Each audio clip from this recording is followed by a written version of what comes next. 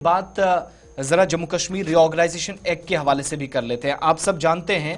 कि जम्मू कश्मीर तंजीमें 9 एक्ट 2019 में जो आया उसमें तरमीम करने का फैसला हुआ है। और यह फैसला कब होगा, अभी चूंकि इस पर बहस होगी, लेकिन 3 मुख्तलिफ बिल जो मरकजी काबीना का इजलास हुआ, सुप्रीम कोर्ट के इस फैसले के अलावा यह बड़ी इंपॉर्टेंट खबर इसलिए भी थी क्योंकि वन नेशन वन इलेक्शन का मुद्दा यहीं पर उठा और मरकज की तरफ से, काबीना की तरफ से बिलखुसूस मंजूरी दे दी गई। लेकिन जम्मू कश्मीर तंजीमें 9 एक्ट में तरमीम की जाएंगी क्योंकि जहां तक वन नेशन वन इलेक्शन की बात है तो आप देखेंगे कि यूटीज की जो असेंबली की मुद्दत है उसमें 6 माह की कमी भी देखने को मिल सकती है अगर इस फैसले पर कल को मोहर लग जाती है, यानी लोकसभा राज्यसभा के अंदर बहस, फिर जाकर कानून बन जाता है और इस हिसाब से काम होता है। मरकजी काबीना ने 3 बिलों को जब मंजूरी दी तो एक बिल में, जिसमें जम्मू कश्मीर भी शामिल है, दिल्ली भी शामिल है, पुडुचेरी भी शामिल है, और 2019 का ये रीऑर्गेनाइजेशन एक्ट जब तब्दील होगा या इसमें तरमीम की जाएगी तो जो तजवीज़ है कि असेंबलियों के या लोकसभा के इंतखाबात एक साथ जब होंगे तो इसमें स्टेट्स के साथ मरकज़ के ज़ेर-ए-निज़ाम इलाके भी शामिल किए जाए, इसमें जम्मू कश्मीर, दिल्ली और पुडुचेरी भी हो। और जो तजवीज़ पेश की गई है मुत्तफ़िक़ा तौर पर यूटीज़ के लिए है, लेकिन 3 यूटीज़ हैं। बिल में एक मरकज़ के ज़ेर-ए-निज़ाम इलाकों से मुतल्लिक 3 कवानीन में तरमीम करने की तजवीज़ है, प्रपोजल है, जिनमें जम्मू कश्मीर, दिल्ली और पुडुचेरी समेत कानून साज असेंबलियां भी हैं। यानी अगर कल को जाकर वन नेशन वन इलेक्शन पर मोहर लग जाती है 2029 में, जो शायद मुमकिन नहीं है, 2034 ही फिलहाल अगली तारीख नजर आती है क्योंकि अभी काफी काम बाकी है, मगर तब तक भी ऐसा महसूस होता है कि अगर इस तरह का कोई फैसला लिया जाता है तो आप देखेंगे कम से कम 6 माह की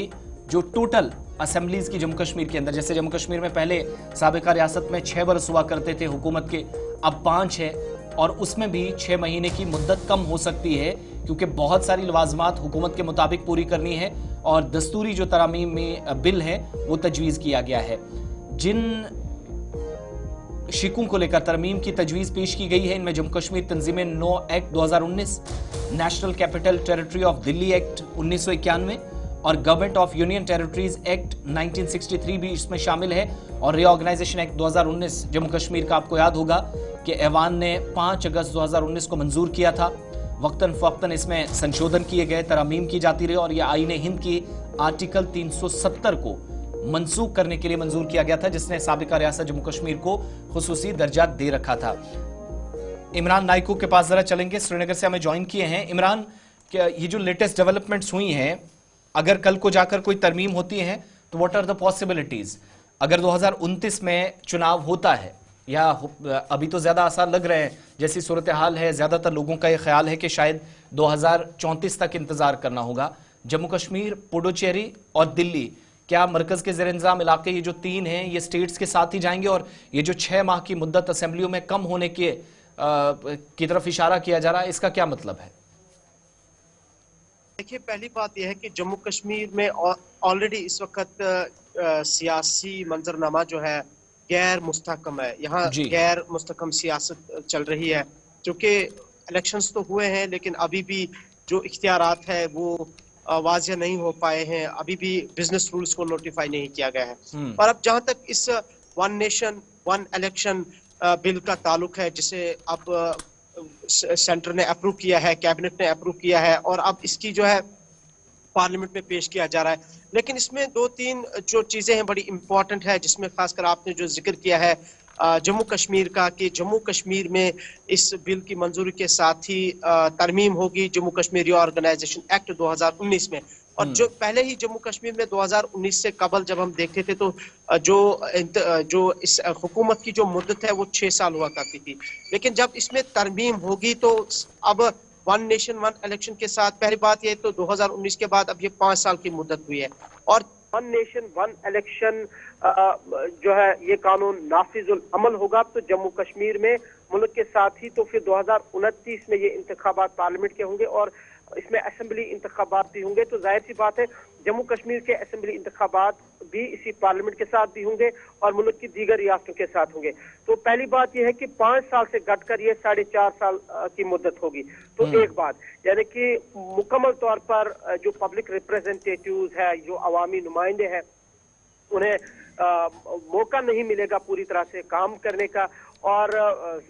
जो प्रोजेक्ट्स है उन पे भी असरात मुरतब होंगे। तो ये तो होगी, हम इसको नेगेटिव पॉइंट ऑफ व्यू से देखते हैं। जब हम इसको ब्रॉडर पर्सपेक्टिव में देखते हैं तो फिलहाल इसमें सेंटर को या पार्लियामेंट को यूनियन टेरिटरीज या स्टेट्स की 50% मंजूरी जरूरत नहीं है, और इसलिए इस बिल को पास करना बिल्कुल आसान है। कैबिनेट ने तो किया है और अब पार्लियामेंट के जरिए इसको किया जाएगा, तो उसमें आसानी है। लेकिन जम्मू कश्मीर या दिल्ली या पौंडीचेरी, जिन 3 स्टेट्स का इस बिल के जरिए वन नेशन वन इलेक्शन के जरिए जो इंतखाबात अब होंगे, तो अब इस इंतखाबात में मुल्क की दीगर रियासतों के साथ होंगे, यानी कि जब पार्लियामेंट के इंतखाबात का अनाउंस होगा तो जम्मू कश्मीर में भी पार्लियामेंट के इंतखाबात एक वक्त होंगे असेंबली इंतखाबात के साथ। तो इसमें फिलहाल ये जो अभी जम्मू कश्मीर में ऑलरेडी सियासी खलफशारी है, अभी तक इंस्टेबिलिटी,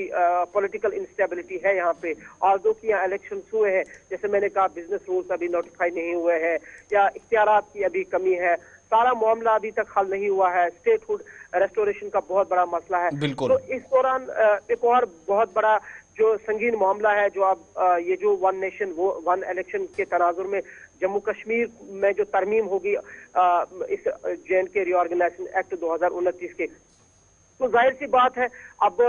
हुकूमत करने से ज्यादा अब इन हुक्मरानों को अपने सियासी इलेक्शन पे फोकस करना पड़ेगा। तो यानी कि सिर्फ 6 महीना ही इससे मुतासिर नहीं होगा, 6 महीने की मुद्दत नहीं खत्म होगी, बल्कि 1 साल पहले से ही उमर अब्दुल्ला सरकार को तैयारी करनी होगी या बाकी यहाँ की लीडरशिप है उनको तैयार करनी होगी। शायद 6 महीने भी उसमें कम लगे। लेकिन इसमें एक चीज और भी जो डिस्कशन में आई है कि आर्टिकल 324A के तहत म्यूनिसिपैलिटीज, पंचायतों और DDCs, BDCs वगैरह जो चुनाव होते थे, स्टेट असेंबलियों के साथ वो इलेक्शंस करवाए जाएं, ये भी इल्तिजाम मौजूद है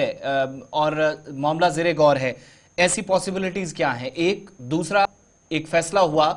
कि कल को अगर मुशावरत की जरूरत पड़ी, बल्कि मुशावरत तो करनी ही पड़ेगी सभी स्टेक होल्डर्स का, तमाम स्टेट्स के जो असेंबली के स्पीकर्स हैं उनको भी इन्वाइट किया जाएगा मुज़ाकरात के लिए। देखिए, इसमें पहले ही कहा गया है कि ज्वाइंट पार्लियामेंट कमेटी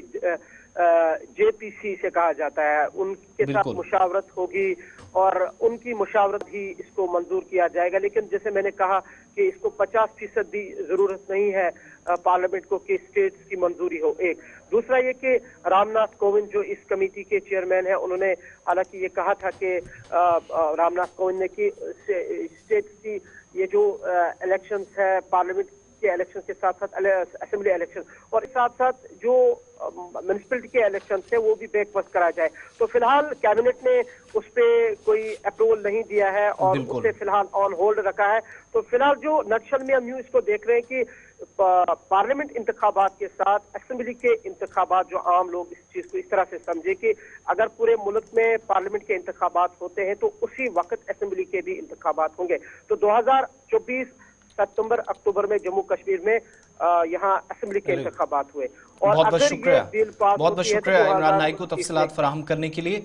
काबीना की जब बात हो रही थी वन नेशन वन इलेक्शन के ताल्लुक से हम बात कर रहे थे, तो उसी दौरान चूंकि कुल मिलाकर 3 बिलों को मंजूरी मिली है। यहां से आगे मामलात कैसे बढ़ेंगे, कुछ चीजों पर हुकूमत ने, जैसे जो लोकल पोल्स होते हैं मकामी सतह पर, DDCs, BDCs, पंचायतों के या इलेक्शन या जो मुख्तलिफ वार्ड्स के अंदर, वो इनके साथ कराए जाएंगे या नहीं, फिलहाल हुकूमत ने उस पर हामी नहीं भरी है। मगर प्रपोजल ये भी कहता है कि इस तरफ भी एक कोशिश की गई है अथॉरिटीज की तरफ से या जिस कमेटी को जिम्मेदारी दी गई थी। इसके अलावा चूंकि अब बात यहां से अभी ऐसा लग रहा है कि बिल आज पेश हो सकता है, बीच में कॉन्स्टिट्यूशन पर भी बहस होनी है, तो शायद